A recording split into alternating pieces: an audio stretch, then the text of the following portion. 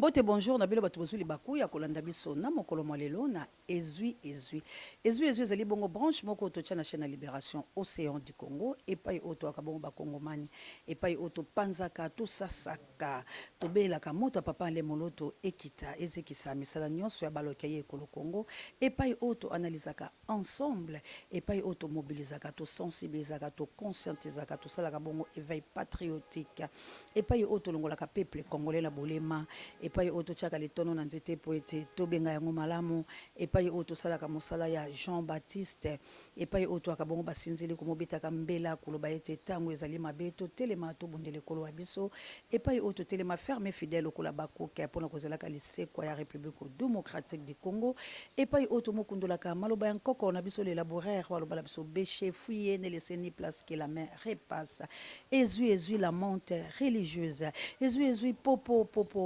ezui komela bongo équipé pour la te na États-Unis d'Amérique ezui komela bongo mana nangana kunyado na États-Unis d'Amérique ezui ekomela bongo yanga mokonzi na Angleterre na mboka le grand professeur Achille Mave na molonga ina Mireille Mave ezui ekomela bongo mona mère de Brino na Autriche ezui ekomela bongo Lik Makanaki prisonnier de Jésus, je dis bien Lik Makanaki prisonnier de Jésus.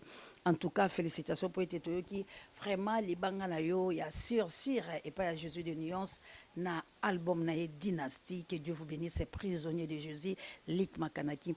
Ezui et comme la bongo Big Daniel Ngenda na mwasina na ba na pelibota mobimba ezui comme la bomba maman missionnaire na plus trondé na mboka nita babe il faut que yo motope bakoko lumumba ezui et comme la bongo maman na Jolie na Suisse pourquoi pas Maman Dolo na Suisse, Maman Samuel Mabolongo toujours, Maman Pierrette. Ezui mon abongo Charlie Chobo, ezui comme la maman Jovi que Dieu vous bénisse. Ezui et comme la bongo maman Célestine na France na papa Michael. Ezui ezonga bongo na Canada et pas ya maman Mireille na leki na ye na London. Ezui mon abongo joli qui est na Canada maman Vava, ba maman ya moto mojali mozima mite. Ezui et comme la bongo ba musulman na biso vraiment assalamu alaikum na mama Jawa pe na bino banso bozana South Africa la mboka ya Gilom Pinga na Nailom Pinga gi merveille kitoko et pourquoi pas ba ma passe la biso vraiment wana bobimaki na bino bosisaki bongo Karam Lobby Nzambe aza na biso tozali konzima ete liseko ya République démocratique du Congo wana tozo bunde tumba ya Congo papa Alfred na mama Clarisse la patrouille la mort nous vaincrons ingeta na bana mvuluzi toki mambangu kilame jendeta lotake tumbankane konto bokile lokondo fam pekato na Aken et pourquoi pas la chabienne maman sociale na Aken bande kolanga vidéo. Bonjour à tous les Kivusiens et amis du Kivu, c'est Michel Boami. Nous sommes le 10 avril 2024. Chilombo était bel et bien au Rwanda la nuit du 6 au 7 avril.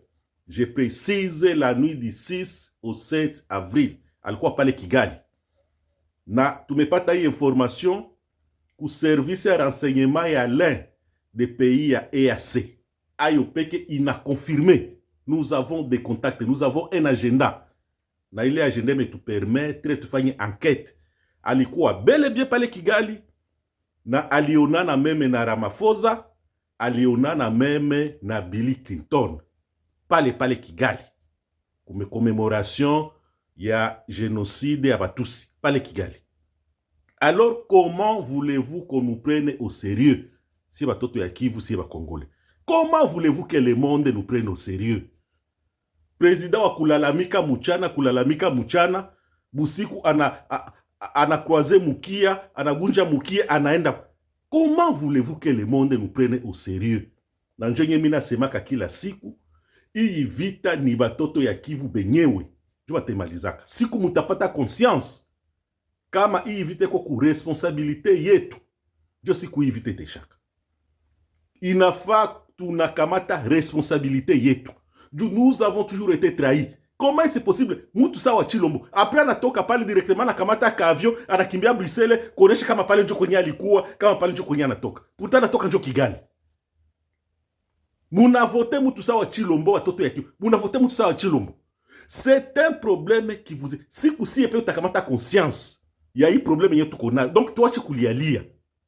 tukamate conscience ya problème yetu konayo, tuangalie nani mwetu tunapasha pitisha pale mbele, na tuangalie namna gani tu mettre fin mwima désordre. Musiwaze kama société tatokiaka Kinshasa, vous serez toujours trahi. Vous serez toujours trahi. Yone kulalamika, oh, nanga amenda siyo kwa M23. Nanga mwe alenda ta mchana. Batu walimwona vile anatoka, anaingia et il a assumé. Mais wewe uko natoka unaenda usiku, na unakamata via usiku unaenda Bruxelles. C'est vraiment ridicule. Donc c'est une information que je vous précise. Chilombo était bel et bien à Kigali. Alionekana mu marenio na Ramaphosa, alionekana na Bill Clinton, na après pale amekamata avion anaenda directement anda Bruxelles. Donc hii vita haitaishaka kama si watoto ya Kivu watuapenda hii vita ishi. Voilà exemple ya watu wenye mulivote mutsa wa Chilombo. Combien de fois on vous avait dit ule haiko mutu, c'est un traître. Il est de nature traître. Natendela kutumaliza na siku batamaliza kuse mutoto da mwenu wa mushe taishaka. Jusqu'au mutajirandraka compte. Mie defo yangu c'est tout simplement parce que najuaka anticiper les choses. Nakuwaka na anticiper na bitu yote nasemaka binakuwaka kweli. Nakuwaka na capacité ya anticiper les choses. Jo defo yangu tunye mnakuwaka nayo ile. Donc voilà encore une fois de plus, tout est là que j'ai ridiculisé. Tout est là que j'ai ridiculisé tant que tu n'as pas ta conscience yetu kama hii vita ya Kivu, sécurité ya Kivu, économie ya Kivu, iko ndio mikono yetu. Si vous n'avez pas telle conscience, mouké mouniambié et je vous dirai ce que nous allons faire. Merci beaucoup, c'est Michel Boine. Bandeko toko analyser na vidéo oyo.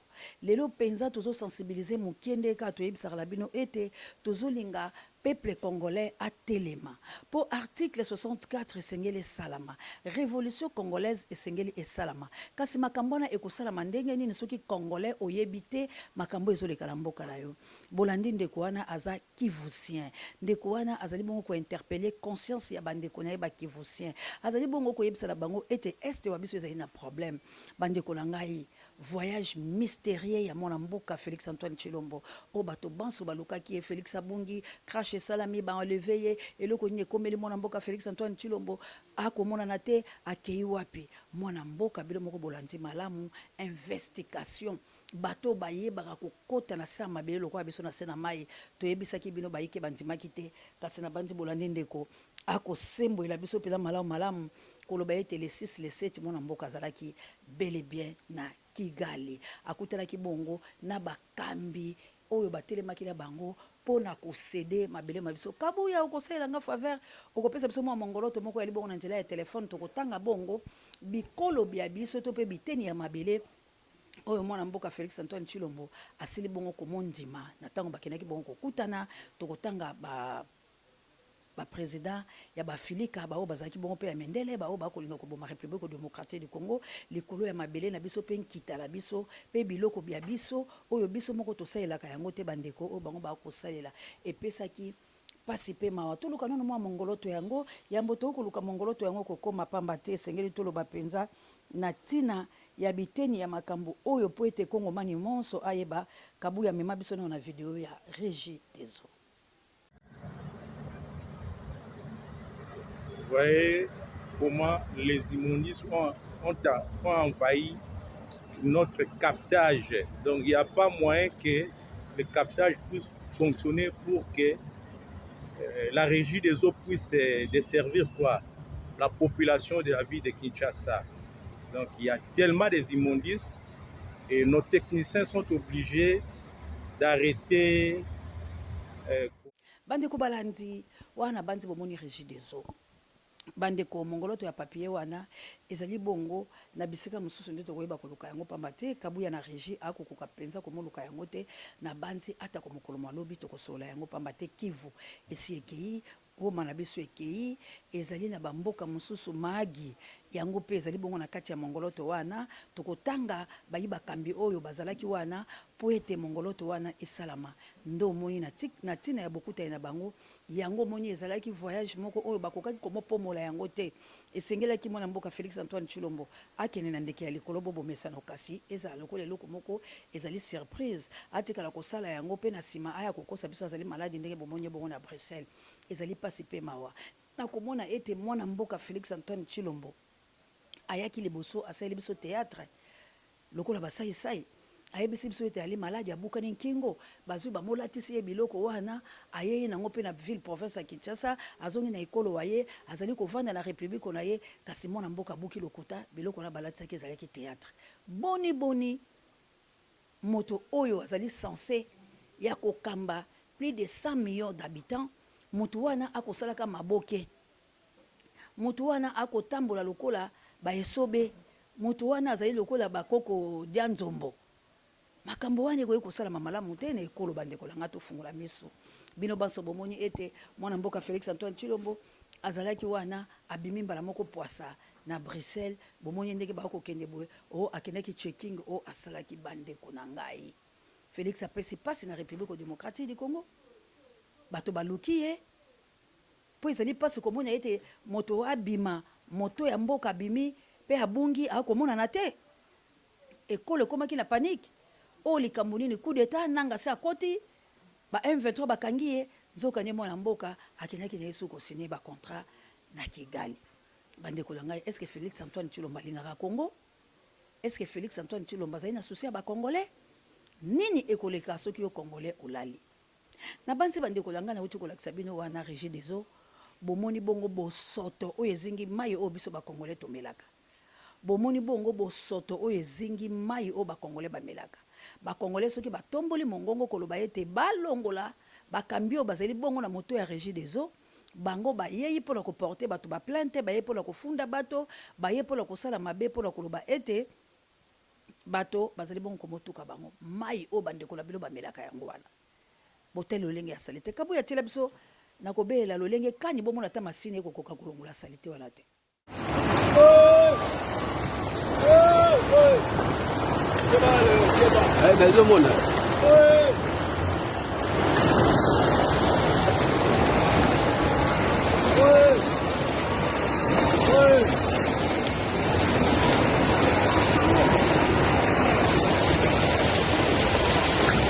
Arbuca.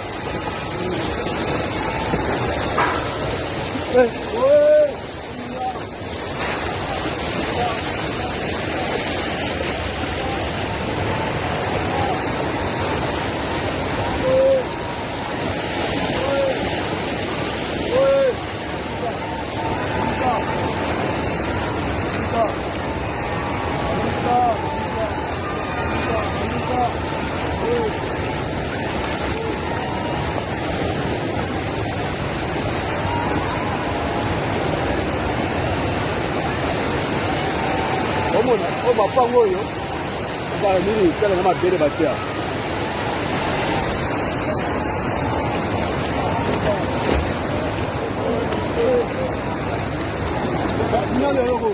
na banzi bile moko bomoni na masini wana ekokende kwa pe ekokoka kolongola salite te bandeko na ngai tosali mikolo mike oyo bato bakozwa eau potable te ndenge bolobaka lokota ya français bino moko bomitala makambo ya lolenge wana balobi mai ezali bomoi mais na République démocratique du Congo mai ezali bongo kufa sikoyo bandeko na ngai nini moto akoki kosala na kozangaka mai pe atelema te revendiquer ba droit ndenge bolobaka lokota ya français congolais akozela abunde tumba nini kozangisa yo mai ya malonga ezali koboma yo kotala mbindo ya lolenge wana ezali na mai oyo bato bali komela mai wana nde bato bali kosukola ndeko na ngai oyo ezali liwa te bongo bato ya lolenge boye bazali baloki te bali kobomo bato te bakopimela biso bomoi oyo balobi mai ezali bomoi bakopimela biso bomoi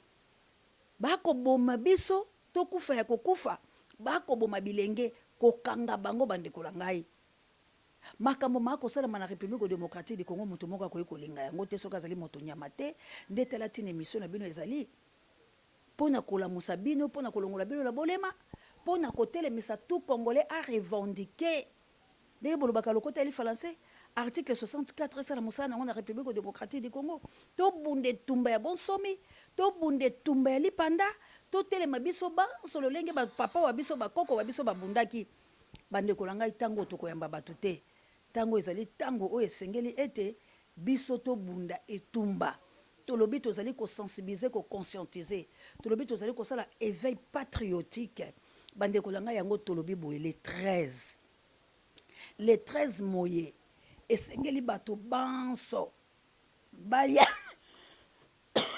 bolimbisi mwa moke baloki bakabi bongo ntango tobani komibela makambo ya kotombola bato baye kochendela biso balokosu me tolobi na kombo na Yesu Kristo tokolonga bango mpe na kombo ya mvuluzi kimbangu tokolonga bango